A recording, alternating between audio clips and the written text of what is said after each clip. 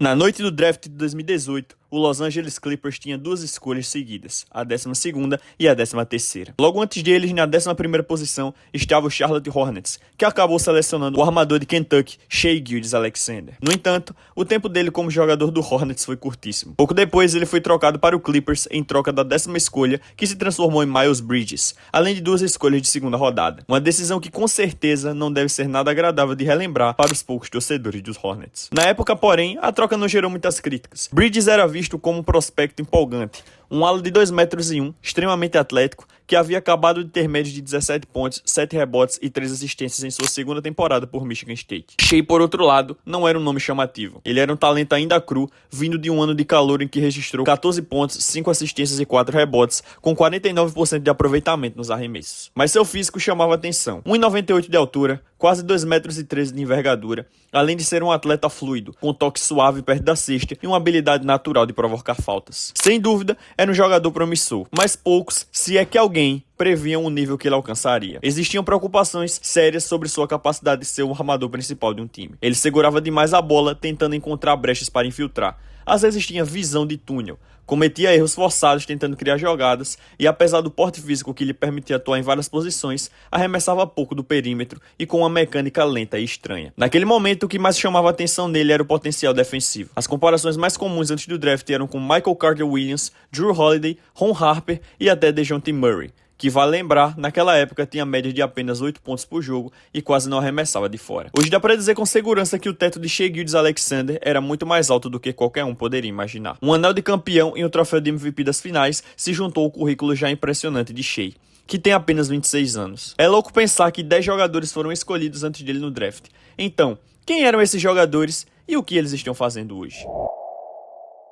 O Phoenix Suns tinha a primeira escolha geral e usou-a para selecionar DeAndre Ayton, um pivô de 2,13 metros vindo da Universidade do Arizona, que já era cotado como principal prospecto durante praticamente toda a temporada universitária. Como calouro, Ayton dominou a conferência Pac-12, registrando médias de 20 pontos, 12 rebotes e 2 tocos, com 61% de aproveitamento nos arremessos. Com seu tamanho impressionante, 2,26 de envergadura e um físico atlético, ele parecia o pivô ideal, uma mistura rara de força, agilidade e técnica ofensiva refinada. Os olheiros elogiavam seu equilíbrio entre segurança e potencial, e viam nele um jogador capaz de dominar no garrafão e ainda expandir o jogo com o tempo. O Suns acreditava que não podia perder a chance de unir um talento desses ao jovem astro Devin Booker. Logo no primeiro ano, Ayton apresentou números sólidos, 16 pontos e 10 rebotes por jogo, com 59% de aproveitamento. Mas ainda assim não entregou o impacto dominante que muitos esperavam. Ele enfrentava dificuldade na defesa e ainda não havia desenvolvido um repertório ofensivo mais versátil. Sua segunda temporada começou com um grande contratempo, uma suspensão de 25 jogos por violar a política antidrogas da NBA. Quando voltou, suas estatísticas melhoraram um pouco, subindo para 18 pontos e 12 rebotes por partida. Mas nesse mesmo período, os Suns começavam a virada como franquia. A chegada de Chris Paul no verão foi o ponto de virada, um armador veterano que se encaixou perfeitamente com o elenco jovem de Phoenix. Em 2021, o time chegou às finais da NBA e no ano seguinte terminou com a melhor campanha da temporada regular. Durante esse tempo, Ayton foi uma peça importante, com média de 17 pontos e mostrando evolução na defesa. Depois daquela temporada, como agente livre restrito, ele assinou uma oferta de 4 anos e 133 milhões de dólares com o Indiana Pacers, que o Suns acabou igualando para mantê-lo. No entanto, durante o primeiro ano desse contrato, muita coisa mudou, tanto para Ayton quanto para o time. O Suns fez uma troca bombástica por Kevin Durant e mais tarde trouxe também Bradley Beal, sacrificando boa parte da profundidade do elenco para formar um trio de estrelas. Buscando reequilibrar o elenco, a franquia acabou trocando Ayton para o Portland Trail Blazers, em uma negociação tripla que trouxe Jusuf Nurkic, Grayson Allen, Nasir Little e Keon Johnson para Phoenix. Desde que chegou a Portland, Ayton tem mostrado números respeitáveis, cerca de 16 pontos e 11 rebotes por jogo, mas sua reputação na liga vem caindo. Hoje há dúvidas sobre sua motivação, consistência defensiva e limitações ofensivas, especialmente considerando seu salário de mais de 34 milhões de dólares por temporada. O Sacramento Kings tinha a segunda escolha geral e a usou para selecionar o pivô de Duke, Marvin Bagley III, de 2,08 metros, um nome que já estava no radar da NBA havia anos. Antes do draft, Bagley vinha de uma temporada de calor impressionante, com médias de 21 pontos e 11 rebotes, além de 61% de aproveitamento nos arremessos e 40% nas bolas de 3. Havia algumas preocupações quanto ao seu impacto defensivo, mas essas dúvidas foram facilmente ofuscadas pelo talento ofensivo que ele demonstrava. Bagley era um jogador versátil para o tamanho que tinha, Podia atacar do drible, correr em transição e pontuar tanto no garrafão quanto fora dele. Parecia ter tudo para se tornar um ala pivô moderno e dominante. Mas infelizmente isso não se traduziu na NBA. Como novato, ele teve números decentes, 15 pontos e 8 rebotes por jogo. Mas com o passar das temporadas, sua evolução praticamente estagnou. No quarto ano, Bagley havia regredido para 11 pontos de média e defensivamente se tornara um problema claro para o time. No meio daquela temporada, o Kings decidiu seguir outro caminho, enviando-o ao Detroit Pistons em uma troca que teve como principal retorno Donte DiVincenzo. Em sua primeira temporada completa em Detroit, Bagley registrou 12 pontos e 6 rebotes por jogo. Na seguinte foi novamente trocado, desta vez para o Washington Wizards, onde encerrou o ano com média de 13 pontos por partida. Mas no início da temporada mais recente, seu papel no time despencou. Jogava menos de 9 minutos por noite, anotando apenas 4 pontos de média. Na trade deadline foi trocado mais uma vez, dessa vez para o Memphis Grizzlies, onde disputou apenas 12 jogos, com médias pouco acima de 3 pontos por partida. De uma promessa universitária que parecia destinada ao estrelato, Marvin Bagley acabou se tornando mais um caso de talento que não conseguiu se firmar na NBA. A terceira escolha geral originalmente pertencia ao Atlanta Hawks,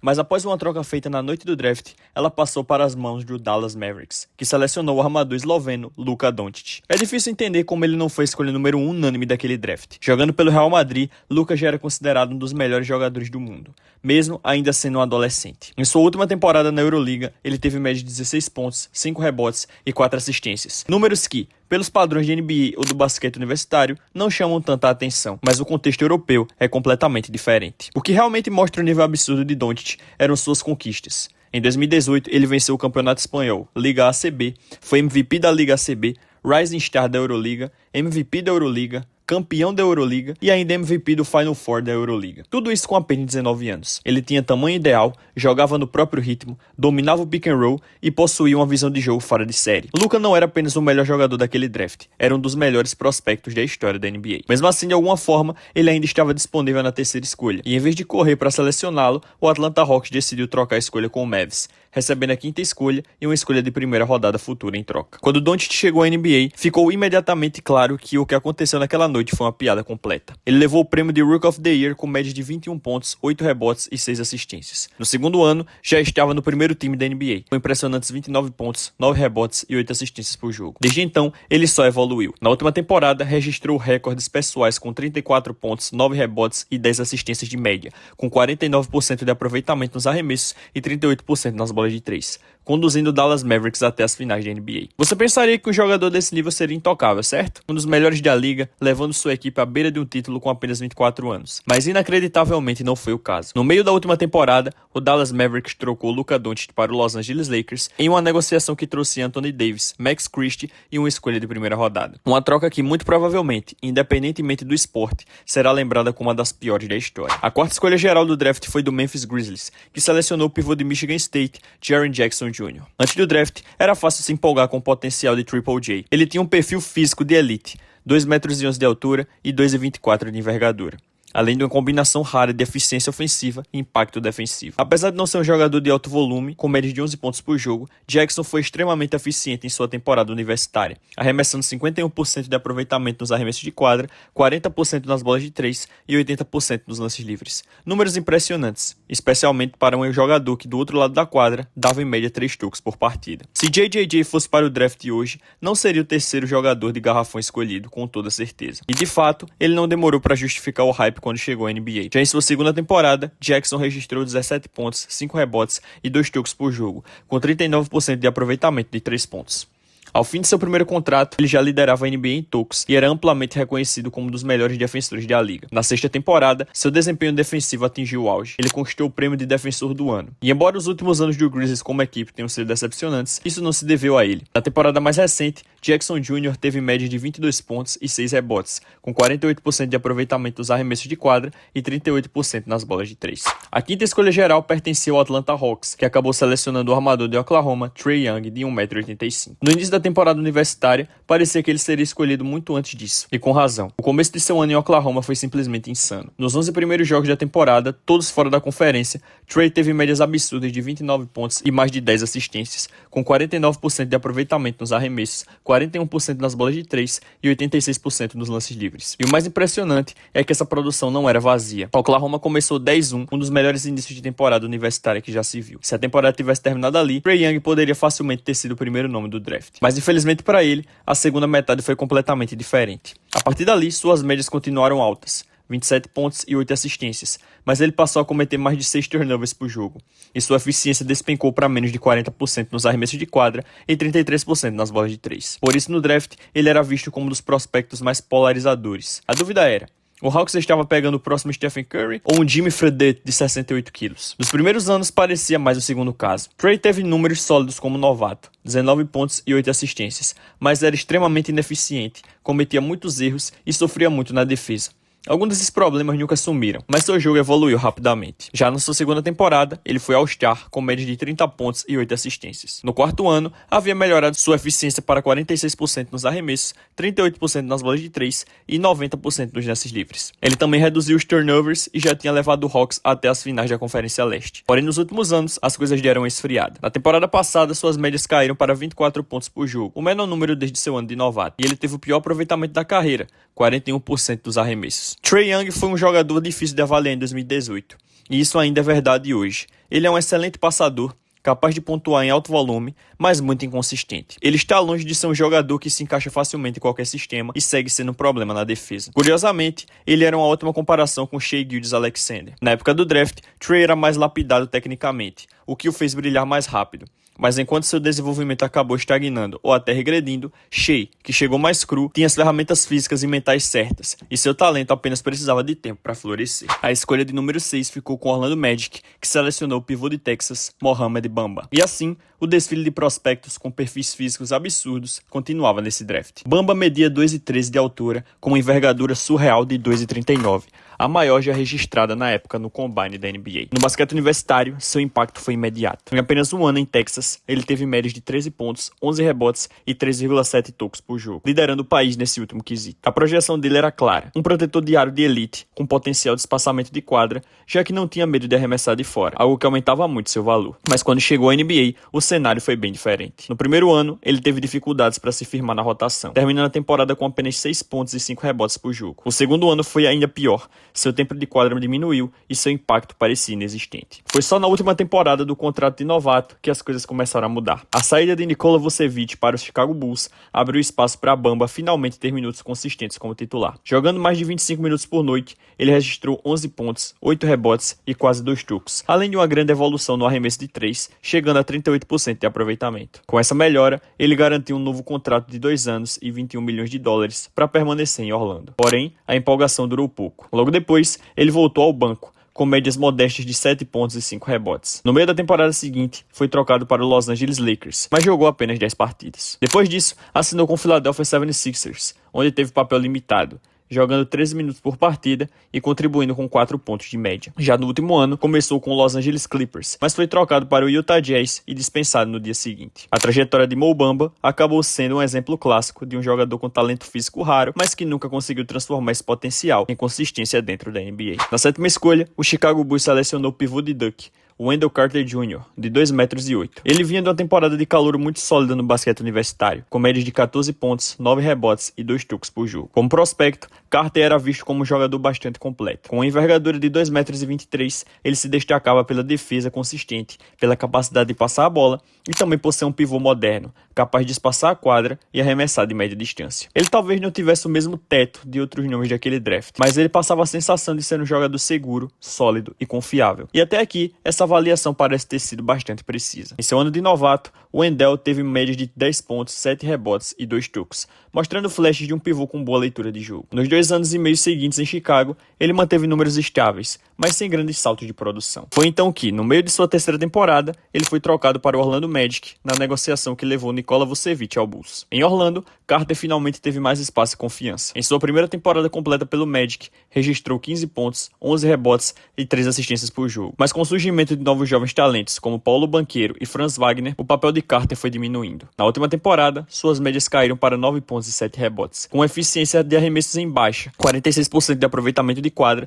e apenas 23% nas bolas de 3, os piores números da carreira. Mesmo assim, Wendell Carter Jr. segue sendo o tipo de jogador que faz o trabalho sujo, entende o jogo e agrega valor tático, mesmo que longe dos holofotes. Um pivô que talvez nunca se torne uma estrela, mas que qualquer time competitivo gostaria de ter no elenco. Na oitava escolha, o Cleveland Cavaliers selecionou o armador de Alabama, Collin Sexton, de 1,85 m, o nome que na época estava entre os mais comentados da classe. Sexton vinha de uma excelente temporada como calouro no basquete universitário, com média de 19 pontos, 4 rebotes e 4 assistências por jogo, e um estilo de jogo que chamava muita atenção. Ele era conhecido pela velocidade explosiva, intensidade competitiva e pela forma destemida com que atacava o garrafão, o que lhe rendeu o apelido de Young Bull. Logo ao chegar na NBA, ele mostrou que não tinha medo do palco. Em sua temporada de novato, registrou 17 pontos por jogo, evoluindo para 21 pontos no segundo ano. No seu terceiro ano, deu outro salto, com 24 pontos por jogo e ótimos aproveitamentos de 48% nos arremessos, 37% nas bolas de 3 e 82% nos lances livres. No entanto, uma lesão do joelho interrompeu seu progresso. Ele perdeu praticamente toda a temporada seguinte e isso acabou mudando o rumo da sua trajetória em Cleveland. Antes do início da temporada de 22-23, ele foi trocado para o Utah Jazz como parte do pacote que levou Donovan Mitchell ao Cavaliers. Em Utah, Sexton reencontrou seu ritmo. Voltou a ser eficiente e produtivo, com médias de 19 pontos por jogo, 48% de aproveitamento de quadra, 40% nas bolas de 3 e 86% nos lances livres. Com a nona escolha geral, o New York Knicks selecionou o ala de Kentucky, Kevin Knox, de 2,06 m. Na época, Knox era considerado um dos prospectos mais intrigantes do draft. Vinha de uma sólida temporada de calouro na NCAA, com médias de 16 pontos e 5 rebotes e aproveitamentos de 45% nos arremessos e 34% nas bolas de 3. Ele ainda era um talento cru, mas o pacote físico e técnico chamava muita atenção. Um ala de 2,06 m com envergadura de 2,13 m, boa mobilidade e flash de criação de jogada a partir do perímetro. Logo após ser draftado, Knox parecia pronto para justificar o hype. Na Summer League de Las Vegas, ele teve atuações impressionantes, com média de 21 pontos, 7 rebotes e 2 assistências em 4 jogos. Essa curta amostra bastou para muitos analistas chamarem Knox de estilo do draft, acreditando que o Knicks havia encontrado uma futura estrela. Mas infelizmente essa empolgação não durou. Em sua temporada de novato, ele teve bons minutos, mas mostrou grande inconsistência, 13 pontos e 5 rebotes, com apenas 37% de aproveitamento de quadra. No segundo ano, a queda foi ainda mais evidente, 6 pontos por jogo, com 36% nos arremessos e 33% nas bolas de 3. A partir dali, Knox perdeu espaço rapidamente. Na terceira temporada, já estava praticamente fora da rotação do Knicks. Na quarta, acabou sendo trocado para o Atlanta Hawks, junto de uma escolha de primeira rodada, em um pacote que trouxe Cam Reddish e Solomon Hill para Nova York. Depois disso, sua carreira virou uma sequência de passagens curtas. Ele jogou pelo Detroit Pistons, depois veio o Portland Trail Blazers, voltou para o Pistons e mais recentemente teve uma passagem discreta pelo Golden State Warriors, onde atuou em 14 jogos, com médias de apenas 6 minutos por partida. Hoje, Kevin Knox representa bem o que se chama de potencial não realizado. Na 10ª escolha geral, o Philadelphia 76ers selecionou o ala de Vila Nova, Mikal Bridges. Pouco depois, ele foi trocado para o Phoenix Suns em um pacote que incluía Zaire Smith e uma escolha futura de primeira rodada. Bridges era a personificação de um jogador 3&D, ou seja, alguém que pode arremessar de fora com eficiência